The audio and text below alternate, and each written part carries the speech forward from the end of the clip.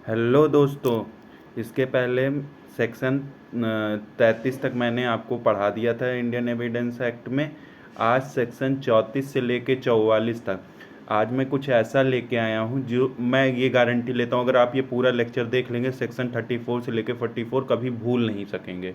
केवल ये इतना लेक्चर देख लेना, कभी नहीं भूलोगे। तो आइए हम शुरू करते। तो सबसे पहले हम शुरू करते हैं कि कहाँ कहाँ ये बीएनएस में, किसमें, इंडियन एविडेंस एक्ट में और बीएसए में कहाँ कहाँ क्या क्या चीज़ें दी गई हैं। तो 28 में जो चीज़ें दी गई हैं, सॉरी उल्टा हो गया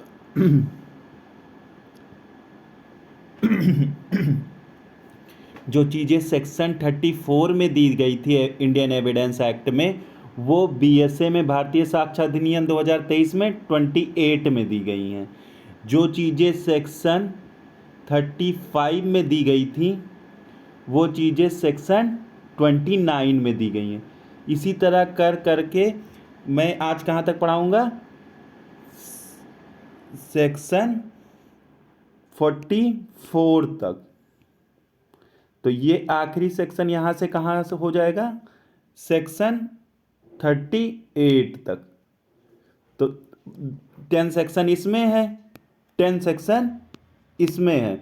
तो बस आप ये याद कर लेना कि सेक्शन जो चीज़ें 34 में दी गई हैं वो चीज़ें 29 में दी गई हैं, 28 में दी गई हैं नए वाले में।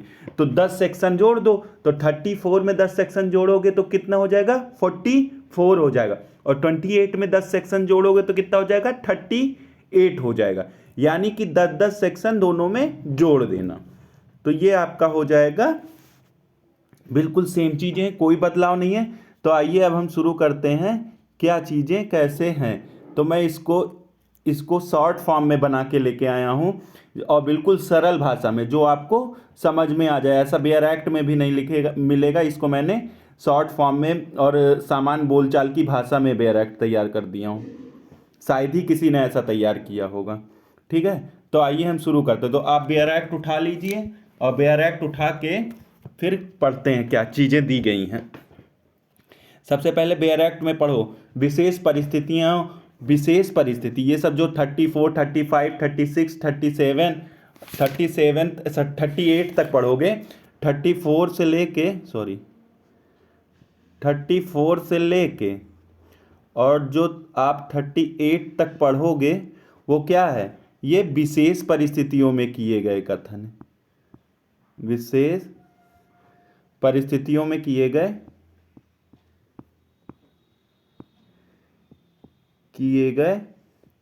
कथन है। इतनी चीज़ें समझ में आ गई।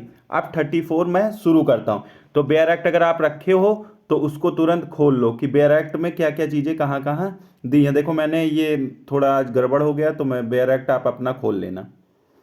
34 क्या कहता है, लेखा पुस्तकों की प्रविष्टियां जिनका वे शामिल हैं जिन्हें इलेक्ट्रॉनिक रूप से रखा गया कब सुसंगत है, कारोबार के अनुक्रम में नियमित रूप से रखी गई हैं। लेखा पुस्तकों की प्रविष्टियां जिनमें वे शामिल हैं जिन्हें इलेक्ट्रॉनिक रूप में रखा गया है जब कभी वे ऐसे विषय का निर्देश करती हैं जिसमें न्यायालय को जांच करनी सुसंगत है, किंतु अकेले ऐसे कथन ही किसी व्यक्ति को दायित्व से भारित करने के लिए पर्याप्त साक्ष्य नहीं हो।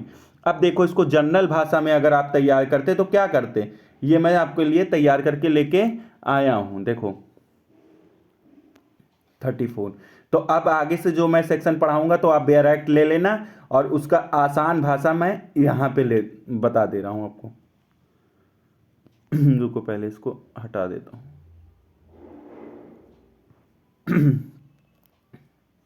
ठीक है, चलो अब इतनी चीजें हो गई।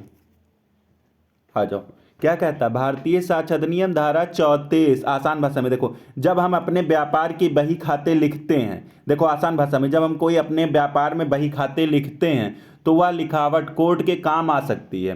तो जो व्यापार में बही खाते में चीजें लिखते हैं वो कहाँ, कोर्ट के काम आ सकती है, अगर वह उस मामले से संबंधित हो जिस पर कोर्ट को फैसला करना है।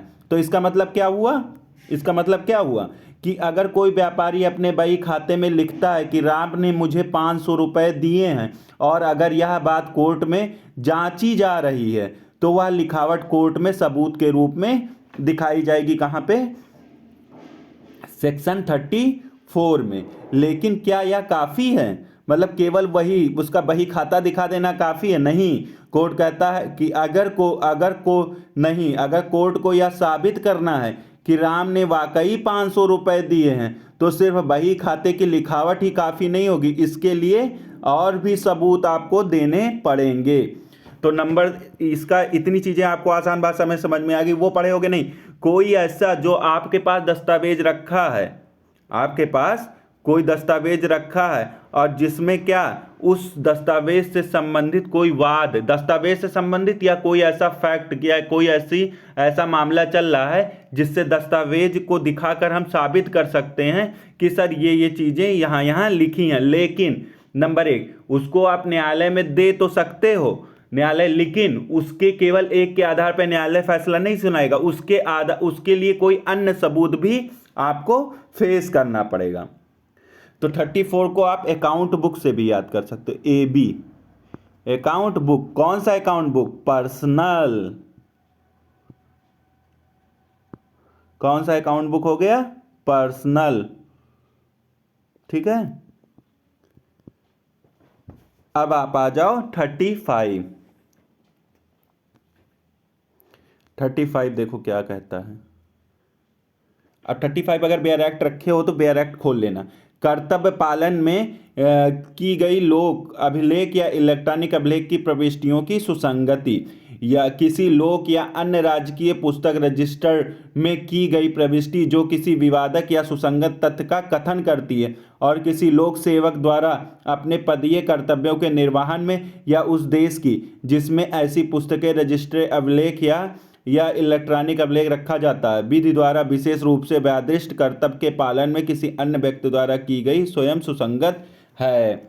अब देखो 34 पढ़ ले, 35 पढ़ो। अब मैंने इसे आसान भाषा में क्या तैयार किया, देखो।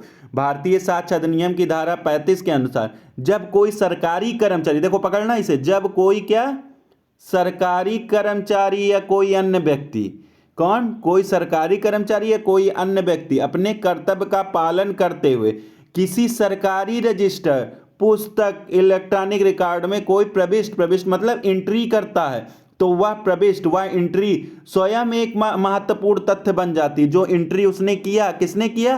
सरकारी कर्मचारी और अन्य व्यक्ति ने। जो अपने अन्य व्यक्ति कौन है? जो अपने कर्तव्य के पालन में वो चीजें कर रहा है। इसका मतलब यह है कि अगर वह एंट्री किसी मामले से संबंधित है या उस मामले के तथ्य को प्रदर्शित करती है तो उसे अदालत में साक्ष्य के रूप में मान्यता दी जा सकती है। तो ये हो गया। उदाहरण के लिए देखो, मैं एक उदाहरण भी आप लोगों के लिए लेके आया हूं। उदाहरण के लिए उदाहरण नहीं दिया होगा।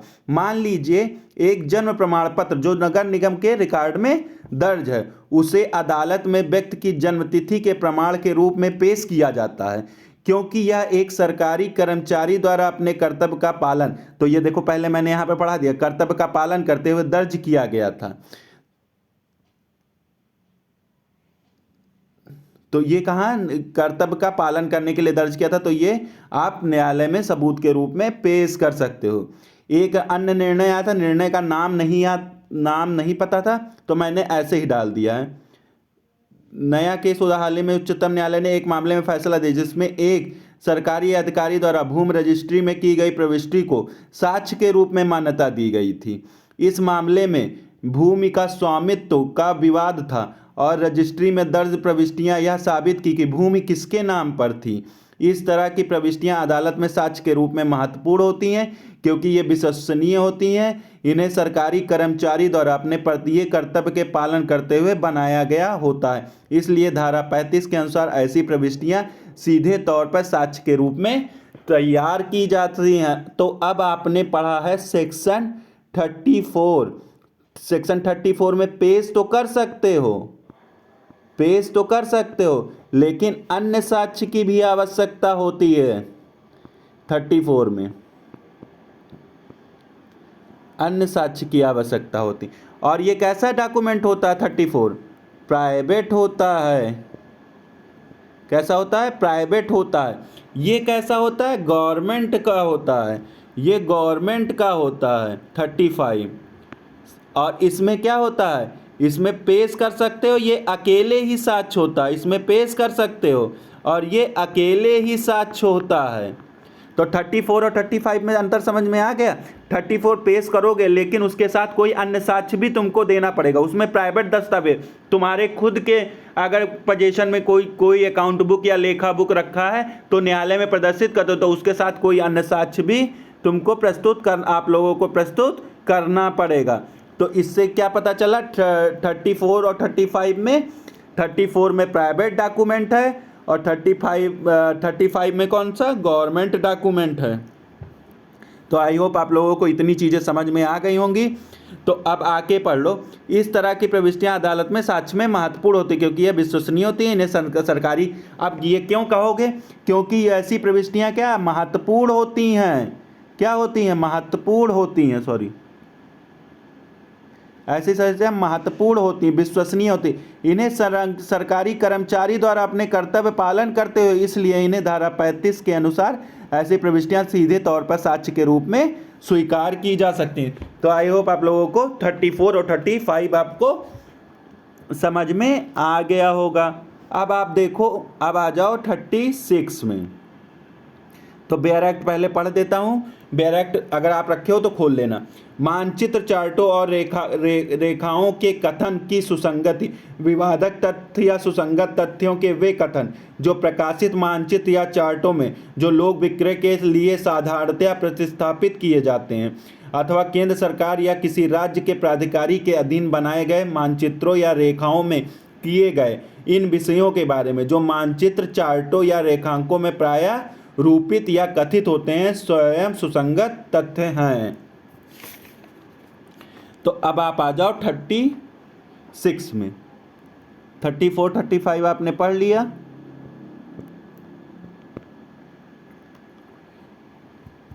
अब आ जाओ 36 में।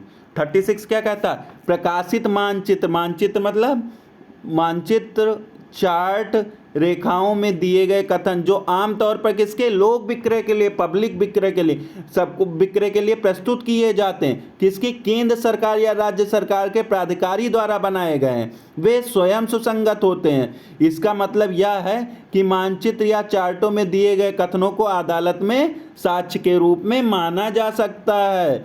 मानचित्र, चार्टों और रेखाओं कैसे होने चाहिए, जो आमतौर पर लोक विक्रय के लिए हों और उसे किसने, केंद्र सरकार या राज्य सरकार के पदाधिकारियों द्वारा तैयार किया गया हो। अब उदाहरण आप समझना चाहोगे तो देखो मैं उदाहरण भी लेके आऊँ। उदाहरण के लिए किसी भूमि विवाद में एक प्रकाशित मानचित्र भूमि की सीमाओं का वर्णन किया है। जैसे आप लेखपाल के पास जाते हो, खसरा, खतौनी, नक्शा उसके पास होता है, तो नक्शा जो तैयार करके देता है तो वह मानचित्र, उसमें दी गई जानकारी अदालत में आप ये यहीं से लेते हो। जो लेखपाल आपको रिपोर्ट तैयार करता है वो खसरा, खतौनी, नक्शा जो देता है वो अदालत में आप साक्ष्य के रूप में प्रस्तुत कर सकते हो। 36 ये यहीं से देता है पावर।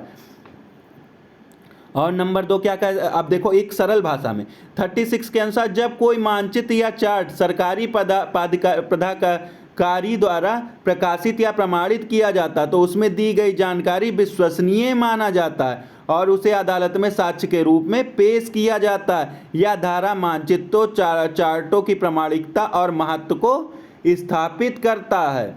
यानी कि आपको इतनी चीज़ें, महत्व को किसको पेश, ये अदालत में साक्ष्य के रूप में पेश किया जाता है। मानचित्रों और चार्टों की प्रामाणिकता को महत्व देता है। अब आगे आ जाओ। तो आपको आई होप इतनी चीज़ें समझ में आ गई। छोटे छोटे सेक्शन, इससे ज़्यादा कुछ पूछता नहीं, जितना मैंने बताया बस उतना दिमाग में रख लेना, उससे क्वेश्चन आपका क्लियर हो जाएगा। अब आ जाओ सेक्शन 37। सेक्शन 37 क्या है, किसी अधिनियम या अधिसूचना में अंतर्विष्ट लोक प्रकृति के तथ्य के बारे में कथन की सुसंगति। जब न्यायालय को किसी लोक प्रकृति के तथ्य के अस्तित्व के बारे में राय बनानी है तब यूनाइटेड किंगडम की पार्लियामेंट एक्ट या केंद्रीय अधिनियम, प्रांतीय अधिनियम या राज्य अधिनियम में या शासकीय राजपत्र में प्रकाशित किसी सरकारी अधिसूचना, क्राउन रिप्रेजेंटेटिव द्वारा की गई अधिसूचना में या लंदन गजट या हिज मैजेस्ट्री में किसी डोमेनियन उपनिवेश या कब्जाधीन क्षेत्र कब्जाधीन क्षेत्र का सरकारी राजपत्र में तात्पर्य होने वाले किसी मुद्रित पत्र में अंतर्विष्ट परिवर्णन में किया गया उसका कोई कथन सुसंगत होगा। तो देखो भाई, अब इसमें एक चीज़ और देख लिया जाए कि इसमें कुछ बदला तो नहीं है। बैरक खोल के देख लिया जाता है कि कुछ बदला तो नहीं है। हाँ देखो, इसको भी मैं पढ़ दे रहा हूँ। 31 में दिया गया, जबकि न्यायालय किसी लोक प्रकृति के तथ्य के अस्तित्व के बारे में राय बनानी है। तब देखो इसमें सारा पार्लियामेंट यूनाइटेड किंगडम नए वाले में हटा दिया। नए वाले में क्या दिया है? केंद्र अधिनियम या राज्य अधिनियम में संबंधित शासकीय राजपत्र में प्रकाशित केंद्रीय सरकार या राज्य सरकार द्वारा अधिसूचना से तात्पर्य हो या मुद्रित या इलेक्ट्रॉनिक डिजिटल रूप में अंतर्विष्ट हो। इतना जो बाहर यूनाइटेड किंगडम पार्लियामेंट ये सब जो था वो सब हटा दिया गया। इसमें सेक्शन 37 में बदलाव है, ठीक है। ये किसमें? 31 में है। इसमें बहुत बदलाव, इसमें थोड़ा बदलाव किया गया 31। अब देखो 37 क्या कहता है?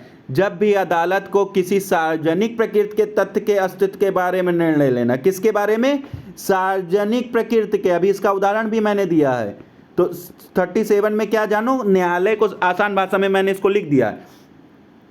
जब भी अदालत को किसी सार्वजनिक प्रकृति के तथ्य के बारे में निर्णय लेना, तो यूनाइटेड किंगडम, ये हटा दो, ये अब रह नहीं गया, किसी केंद्रीय अधिनियम या प्रांतीय अधिनियम या राज्य अधिनियम या सरकारी गजट में प्रकाशित किसी अधिसूचना में दिए गए कथन को सुसंगत बनाएगा।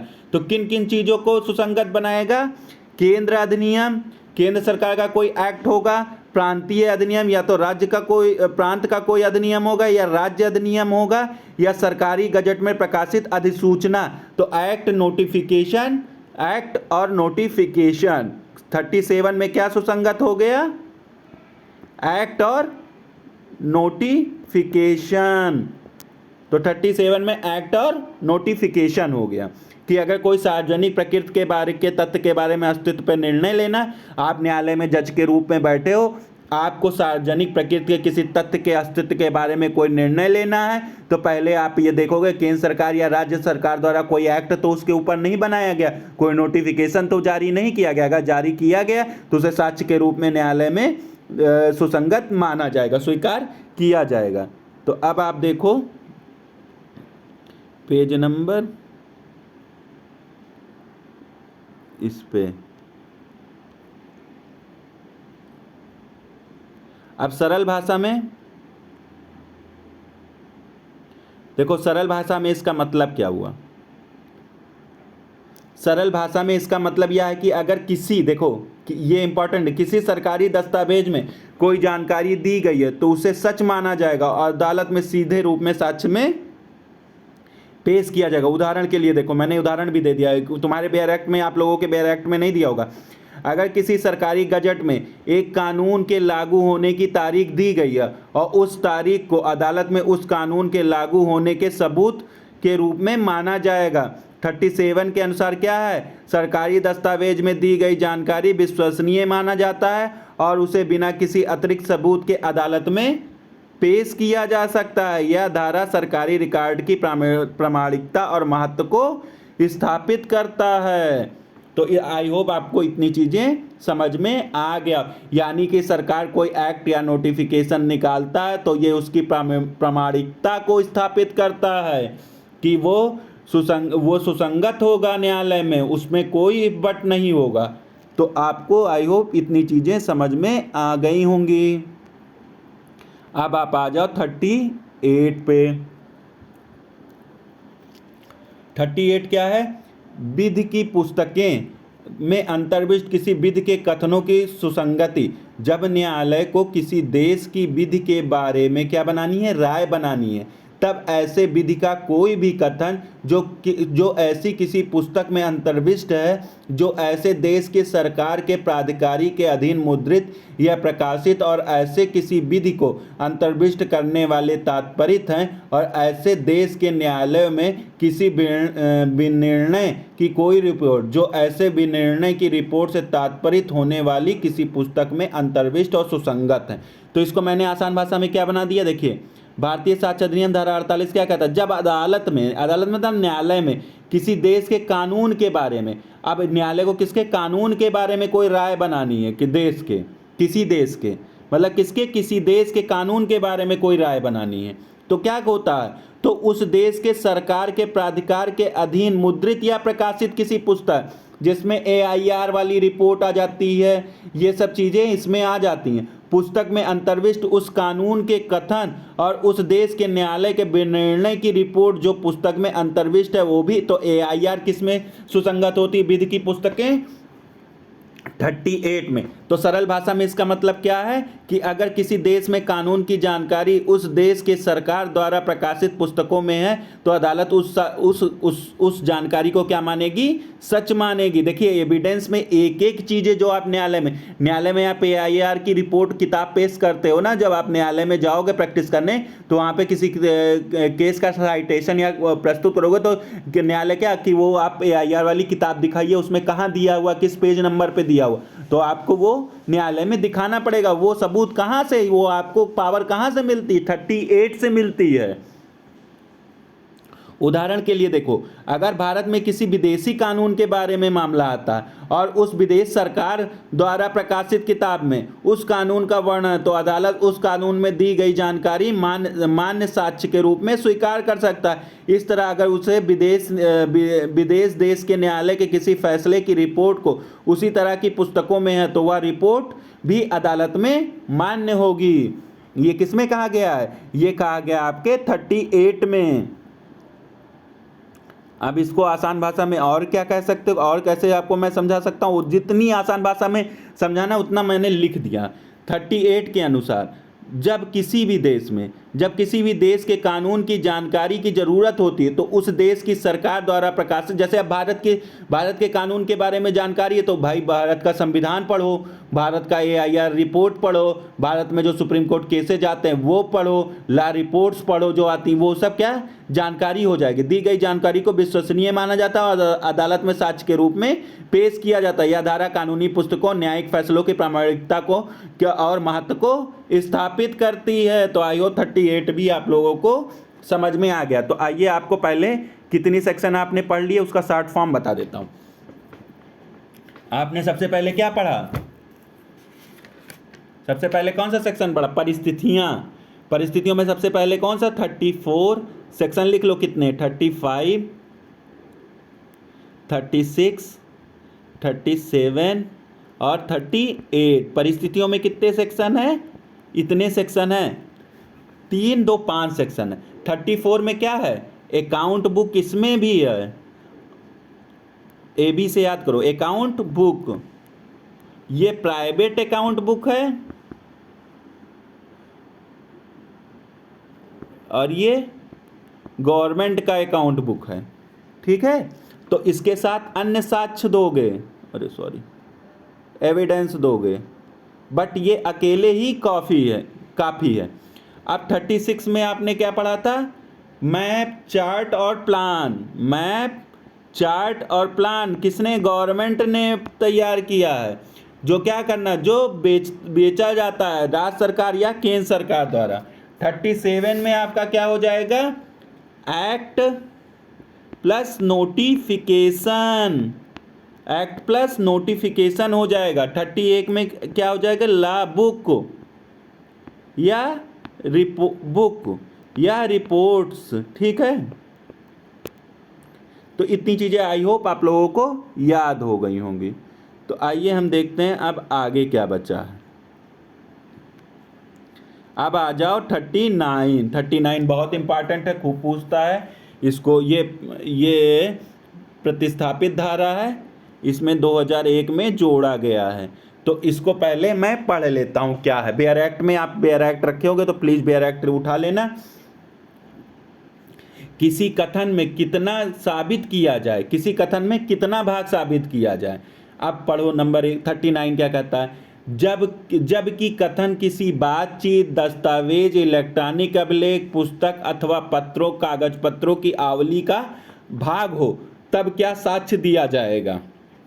जब कोई कथन जिसका साक्ष्य दिया जाता है किसी बृहत्तर कथन या किसी बातचीत का भाग है, या किसी एकल दस्तावेज का भाग है, या किसी ऐसे दस्तावेज में अंतर्विष्ट है जो पुस्तक का भाग है या भागता इलेक्ट्रॉनिक अभिलेख में अंतर्विष्ट है, या पत्रों अथवा कागज और पत्रों की संसक्त आवली का, संसक्त मतलब जुड़ा हुआ भाग है, तब उस कथन, बातचीत, दस्तावेज, इलेक्ट्रॉनिक अभिलेख, पुस्तक या पत्रों का, कागज पत्रों की आवली के उतने का ही, अब देखो यहां से अंडरलाइन कर लेना, उतने का ही, ना कि उतने से अधिक का साक्ष्य दिया जाएगा जितना न्यायालय उस कथन की प्रकृति और प्रभाव को तथा उन परिस्थितियों को जिनके अधीन वह किया गया था पूर्णतया समझने के लिए उस विशिष्ट मामले में आवश्यक विचार करता है। तो अब आप इसको देखो, मैंने शॉर्ट फॉर्म में तैयार कर दिया है।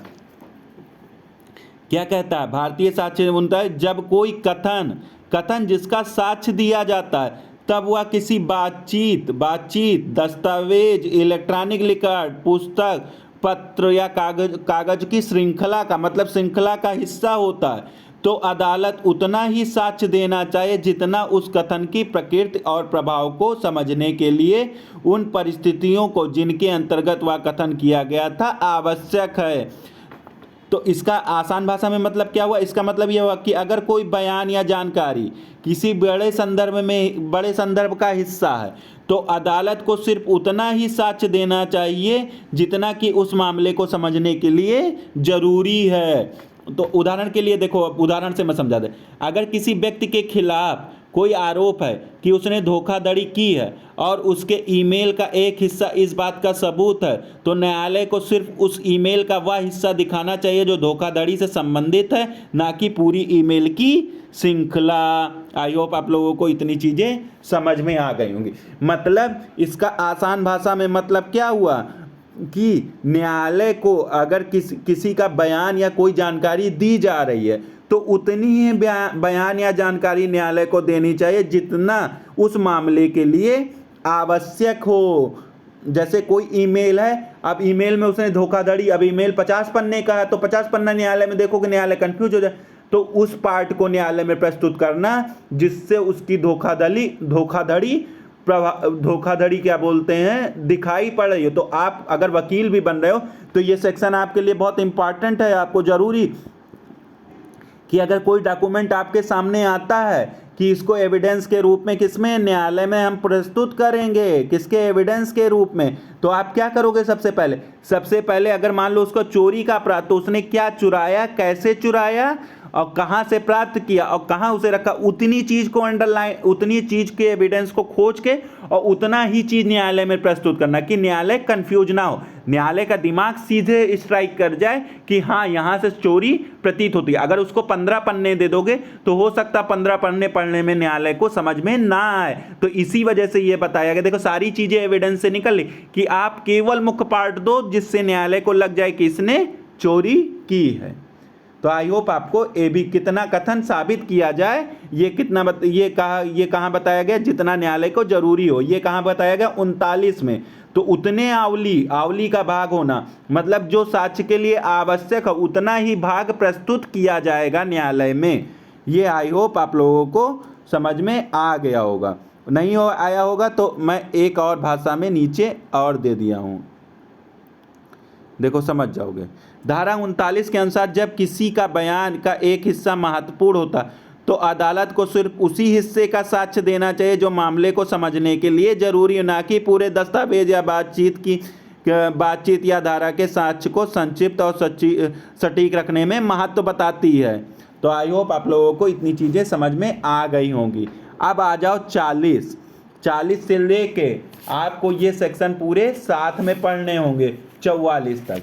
तो 40 शुरू करते हैं लाइन से। अब 40 से पढ़ने से पहले 43 पढ़ा जाता है, लेकिन मैं आपको लाइन से पढ़ा दे रहा हूँ, कोई इसमें दिक्कत नहीं है, कोई इसमें वो कन्फ्यूजन नहीं, धीरे धीरे सारी चीज़ें आपको समझ में आ जाएंगी। तो अब 40 में क्या कहता है, द्वितीयक वाद, या इसे क्या कहते हैं 40 को, सबसे पहले 40 को जान जाओ क्या कहते हैं,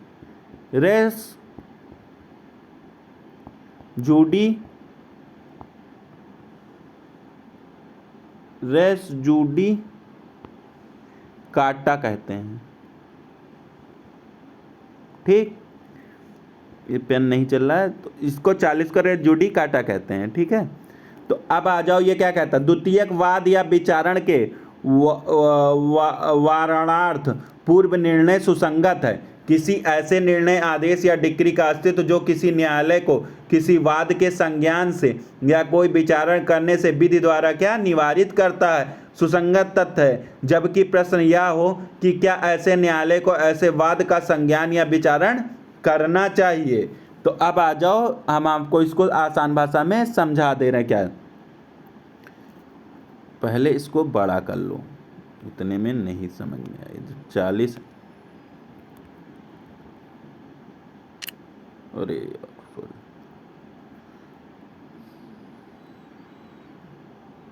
चलो ठीक है, अब पढ़ो। सेक्शन 40 क्या कहता है, भारतीय साक्ष्य अधिनियम की धारा 40 के अनुसार अगर किसी पूर्व निर्णय, आदेश, डिक्री के कारण कोई न्यायालय किसी वाद को सुनने या विचारण करने से विधि द्वारा रोक दिया गया तो उस निर्णय या आदेश या डिक्री का अस्तित्व एक सुसंगत तथ्य होगा। इसका मतलब यह है कि अगर पहले से कोई निर्णय या आदेश जो नए, इसको आगे पे,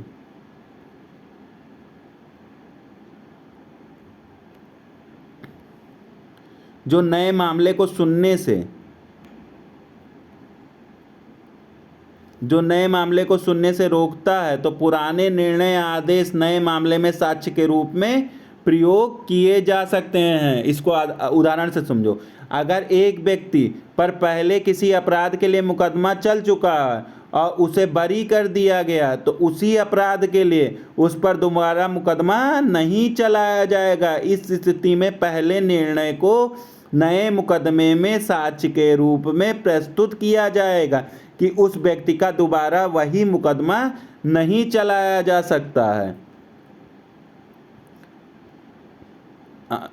अब आ जाओ, धारा 40 के अनुसार पहले निर्णय, आदेश या डिक्री का उपयोग नए मामले में उसी तरह के मुकदमे को रोकने के लिए किया जा सकता है। यह धारा यह सुनिश्चित करती कि एक बार जब किसी मामले में निर्णय हो जाता है तो उसी मामले में दोबारा नहीं उठाया जाता, उसी मामले को दोबारा नहीं उठाया जाएगा। तो धारा 40 इस पे रोक लगाती है। आई होप आप लोगों को ये भी सब समझ में आ गया होगा। अब आप आ जाओ सेक्शन 41 पे। 41 क्या कहता है, प्रोवेड इत्यादि विषयक अधिकारिता के किन्हीं निर्णयों की सुसंगति। तो नए वाले में क्या प्रोवेड को खत्म कर दिया गया है, ये देख लिया जाए। नहीं, प्रोवेड रखा है, नए वाले में भी प्रोवेड को रखा गया। 35 में है, ये 41 वाला 35 में है। तो ये आ जाओ, किसी सक्षम न्यायालय ने प्रोवेड विषयक, विवाह विषयक, इसको अंडरलाइन करते चलना जो जो मैं बता रहा हूं। कौन सा है, देखो नंबर 1 प्रोवेट है, ये पूछता है, प्रोवेट है, लाइन से पूछता है। दूसरा विवाह है, विवाह विषयक। तीसरा लाइन से पूछता है नवाधिकरण, ये लाइन से याद कर लेना, नवाधिकरण। और इसी में चौथा दिवाला अधिकारिता वाला, ठीक है। तो ये 4 चीजें, प्रोवेड विषयक, विवाह विषयक, नवाधिकरण विषयक, दिवालिया अधिकारिता के प्रयोग में, ठीक है। तो इतनी चीजें आई हो याद कर लेना आप लोग। अब आ जाओ, मैं आपको इस सेक्शन को आसान भाषा में कैसे पढ़ना है वो बता देता हूँ। बेयर एक्ट बहुत टफ लैंग्वेज में लिखा, तो इस वजह से मैं आसान भाषा में आपको बता दे रहा हूँ। भारतीय साक्ष्य अधिनियम धारा 41 बताती है किसी सक्षम न्यायालय, तो सबसे पहले सक्षम न्यायालय मतलब जो वो आदेश दे सकता है, कुछ विशेष प्रकार के निर्णयों को साक्ष्य के रूप में मान्यता दी जाती है। ये निर्णय किससे हों, विवाह से संबंधित, वसीयत, प्रोवेट को क्या कहते हैं, वसीयत, नवाधिकरण और दिवाला से संबंधित हो सकते हैं। तो कैसे, कौन कौन से संबंधित मामले न्यायालय निर्णय देता, सक्षम है। और विशेष प्रकार के निर्णयों को साक्ष्य के रूप में, तो विशेष प्रकार के कौन कौन से निर्णय हैं, जो विवाह विषयक निर्णय हैं, वसीयत यानी कि प्रोवेट संबंधित निर्णय है, नवाधिकरण मतलब क्या होता है,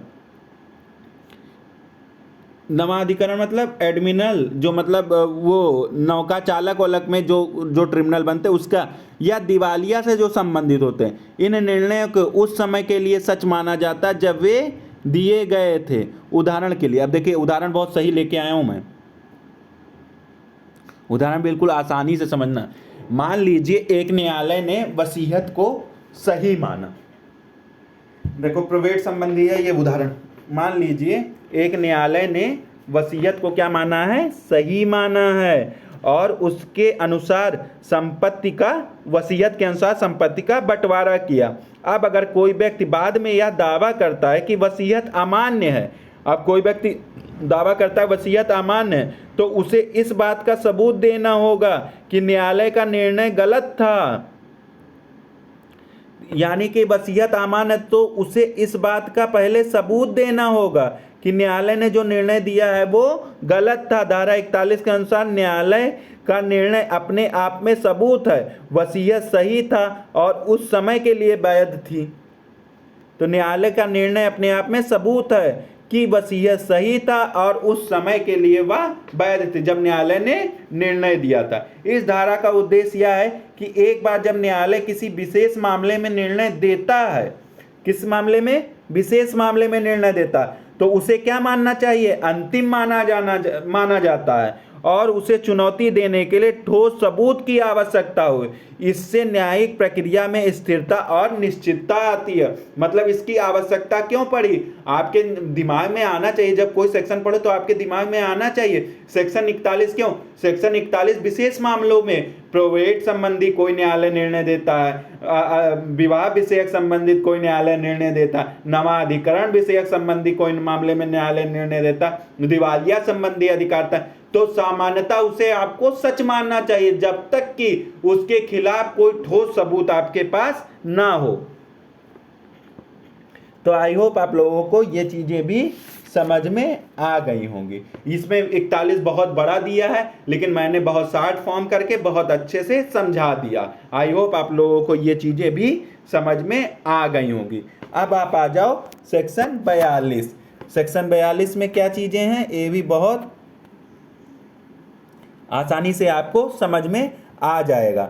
धारा 41 में वर्णित से भिन्न निर्णय, आदेश, डिक्री की सुसंगति और प्रभाव, वे निर्णय, आदेश या डिक्रियां जो धारा 41 में वर्णित से भिन्न हैं और वे जांच में सुसंगत लोक प्रकृति के बातों से संबंधित हैं, तो वे सुसंगत हैं। किंतु ऐसे निर्णय, आदेश या डिक्री उन बातों का निश्चायक सबूत नहीं है जिनका वे कथन करती हैं। अब देखो इसको मैंने आसान भाषा में कैसे लिखा वो देख लेना।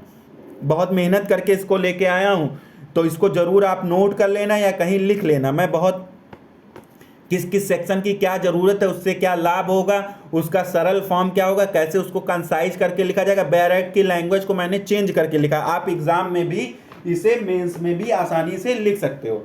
आई होप आप लोगों को सारी चीजें ठीक लग रही होगा। ठीक, कोई कमेंट तो करता नहीं, बताता भी नहीं है कि मैं कैसा पढ़ा रहा हूँ।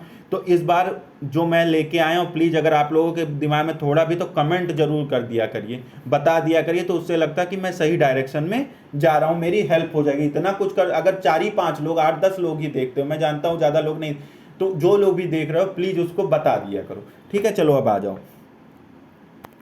भारतीय साक्ष्य अधिनियम धारा 42 यह बताती है कि धारा 41 में वर्णित निर्णयों के अलावा अन्य निर्णय, आदेश या डिक्रियां जो लोक प्रकृति की बातों से संबंधित हों, वे साक्ष्य के रूप में सुसंगत होती। तो पहले क्या कह रहा, धारा 42 यह बताती है कि धारा 41 में वर्णित, तो धारा 41 में जो निर्णय वर्णित उनके अलावा, तो धारा 41 में क्या क्या वर्णित था, प्रोवेट विषयक, विवाह विषयक, नवाधिकरण विषयक और दिवालिया संबंधित चीजों के जो निर्णय थे, उनके अलावा अन्य निर्णय, वो अन्य निर्णय, आदेश या डिक्रियां कैसे, जो पब्लिक नेचर की हो, जो किसकी हो, पब्लिक नेचर की हो। कैसी हो डिक्री, आदेश, पब्लिक नेचर की हो।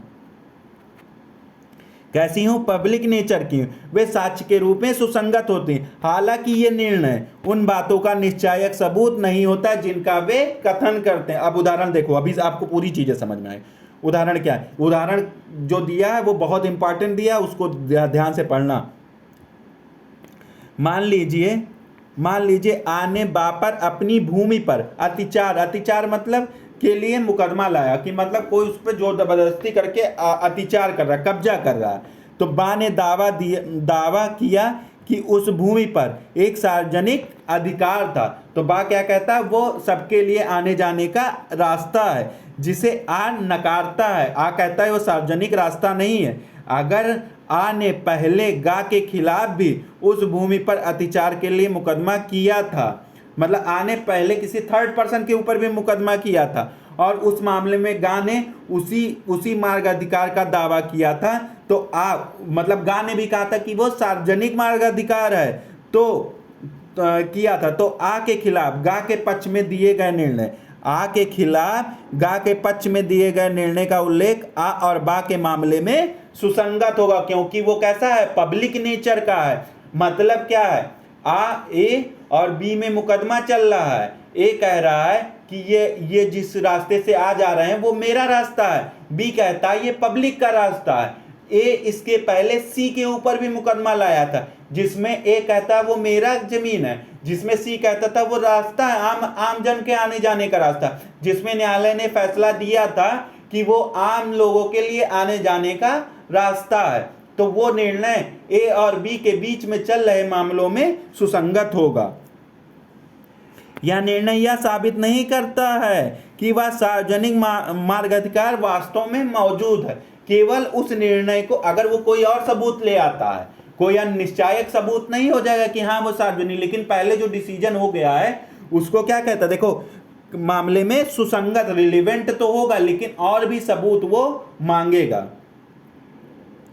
अब देखो इसके नीचे भी देखो, इस धारा का उद्देश्य यह है, देखो अब उद्देश्य क्या है, देखो ये सब पकड़ो, ये बहुत इंपॉर्टेंट चीज लेके आओ, नहीं मिलेगा ये एग्जाम में लिख दोगे बहुत नंबर अच्छा मिलेगा। न्यायालय के निर्णय को साक्ष्य के रूप में माना जाता है। कैसे साक्ष्य के रूप में माना जाता है, लेकिन वे उन बातों को पूर्व प्रमाण नहीं होते हैं।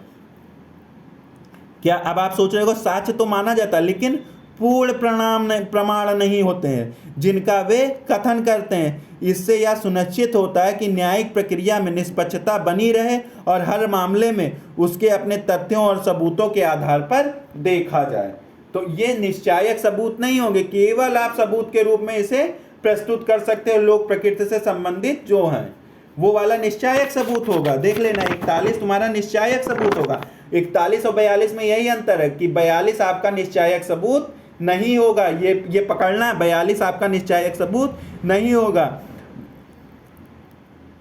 तो आई होप आप लोगों को ये चीजें भी समझ में आ गई होंगी।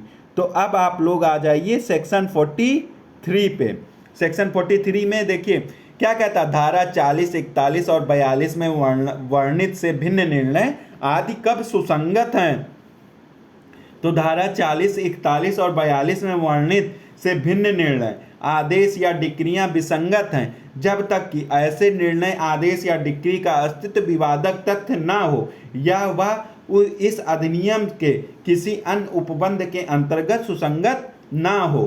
तो अब आप आ जाओ, देखो इसको मैंने आसान भाषा में कैसे तैयार किया है वो देखा जाए। देखो क्या कहता है, 43 कहता है कि धारा 40, 41, तो 43 को इसी वजह से मैंने कहा था पहले 43 पढ़ लो, लेकिन अब यहीं पर पढ़ा दे रहा हूं। धारा 40 देखो मैं पढ़ के आया हूं, 40 क्या कहती है, धारा 40 बताओ दिमाग में बताओ क्या कहती है। रेस जुडिकेटा का काम करती है धारा 40। धारा 41 में विशेष परिस्थितियां बताई गई, कौन सी, प्रोवेट संबंधी, विवाह विषयक, नवाधिकरण और दिवालिया अधिकारिता से संबंधित कोई निर्णय। और 42 में कैसा है, लोक प्रकृति का, मतलब 41 को छोड़कर या लोक प्रकृति का कोई मामला वो भी सुसंगत होगा। लेकिन 41 और 42 में अंतर है, 41 की जो निर्णय होंगे वो निश्चायक सबूत होंगे, उनको काटा नहीं जा सकता, उनके खिलाफ कोई एविडेंस नहीं दिया। लेकिन जो 42 में है वो निश्चायक सबूत नहीं, वो आपके तथ्य को तो सुसंगत बना देगा, लेकिन अगर विरोधी पक्षकार चाहे तो उस पर सबूत प्रस्तुत कर सकता है। अब आ जाओ 42 के अलावा, इसमें भी अलावा, तो कौन कौन से निर्णय के अलावा, रेस जुडिकेटा निर्णय वाला है, 41 में जो परिस्थितियां 4 दी उनके अलावा, 42 में जो परिस्थितियां दी गई हैं उनके अलावा अन्य निर्णय, आदेश या डिक्रियां तब साक्ष्य के रूप में अप्रासंगिक होंगी जब तक कि उनका अस्तित्व किसी विवादित तथ्य के रूप में ना हो। मतलब उनका और कोई डिग्री है तो उनका कोई महत्व नहीं होगा। उनका महत्व कब होगा? जब वह किसी विवादित तथ्य के रूप में इस अधिनियम के अन्य प्रावधानों में प्रासंगिक ना हो। तो अब इसको आसान भाषा में मैंने बनाया।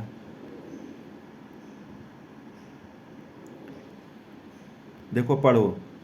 उदाहरण के लिए, उदाहरण बहुत बढ़िया मैं इसका लेके आया हूं। उदाहरण देखो, बहुत बढ़िया उदाहरण है, इसका उदाहरण पढ़ो। उदाहरण को भी मैंने आसान करके ही दे दिया।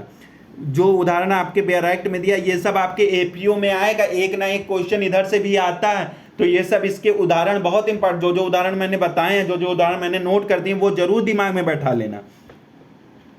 आ और बा दोनों गा पर अपमानजनक लेख के लिए क्या?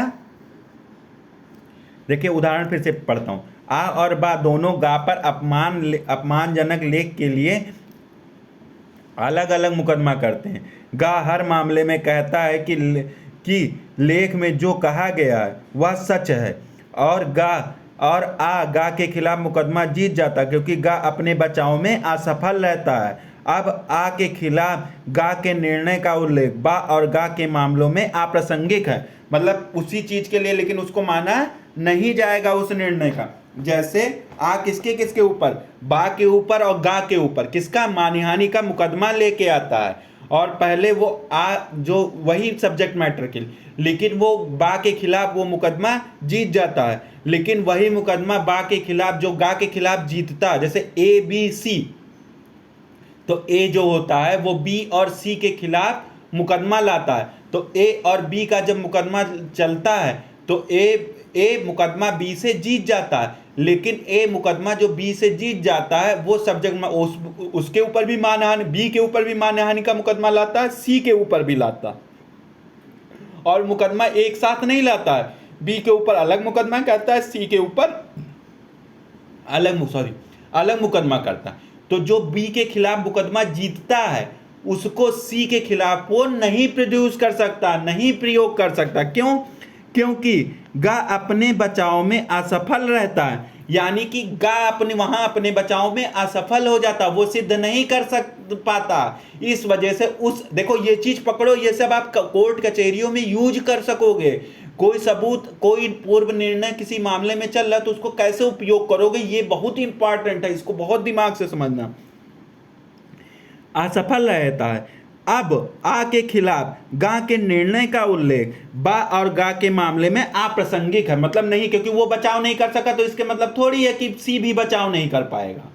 बी बचाव नहीं कर पाया तो ये थोड़ी है कि सी भी बचाव, सी को उसका मौका दिया जाएगा।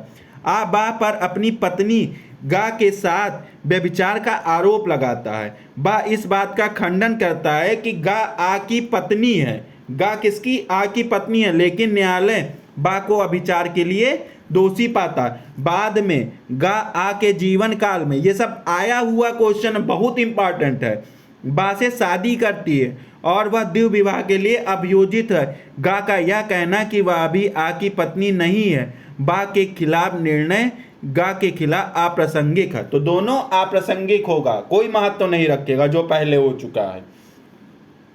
अब देखो इस धारा का उद्देश्य यह है कि न्यायालय के निर्णय को साक्ष्य के रूप में तो माना जाता है, लेकिन वे उन बातों का पूर्ण प्रमाण नहीं होते जिनका वे कथन करते हैं। इससे यह सुनिश्चित होता है न्यायिक प्रक्रिया में निष्पक्षता बनी रहे और मामले अपने तथ्यों और सबूतों के आधार पर देखे जाएं।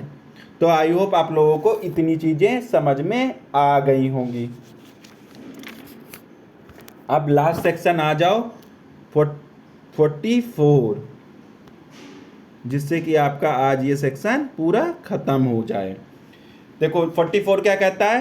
निर्णय अभिप्राप्त करने में कपट या दूषण और न्यायालय की अक्षमता साबित की जा सकेगी।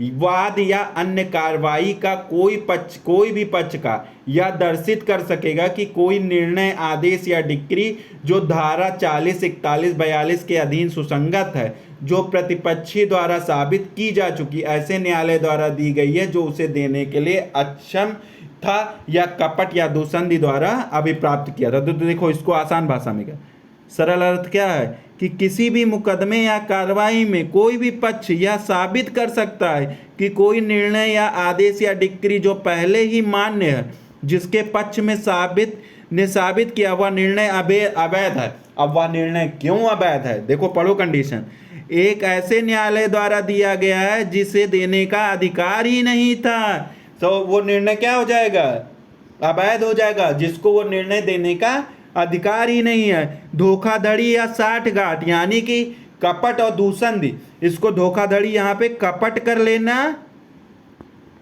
और क्या कर लेना, दुसंधि दिया होगा वहां पे, दुसंधि कर लेना, पेन ही नहीं चलता है, दुसंधि कर लेना। उदाहरण, मान लीजिए एक व्यक्ति ने एक अदालत में एक आदेश प्राप्त किया जो उस क्षेत्र के निर्धारित नहीं था, या उस आदेश को प्राप्त करने के लिए उसने झूठ सबूत पेश किया। ऐसा दूसरा पक्ष धारा 44 के उपयोग करके यह साबित करता है कि वह आदेश अवैध है, क्योंकि वह अयोग्य न्यायालय द्वारा दिया गया था और धोखाधड़ी से प्राप्त किया था। तो ये मामला क्या हो जाएगा, अवैध हो जाएगा।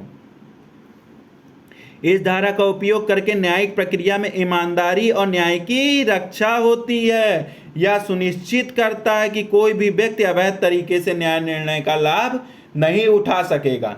तो आई होप आप लोगों को इतनी चीज़ें समझ में आ गई होंगी, आप भूलेंगे नहीं, एक बार मन में रिकॉल करिए। बहुत आसान भाषा में, बहुत सरल भाषा में समझा दिया। आई होप वीडियो को लाइक कर दिया करें प्लीज़ प्लीज़ प्लीज़, और वीडियो को ज़्यादा से ज़्यादा लोगों में शेयर कर दें।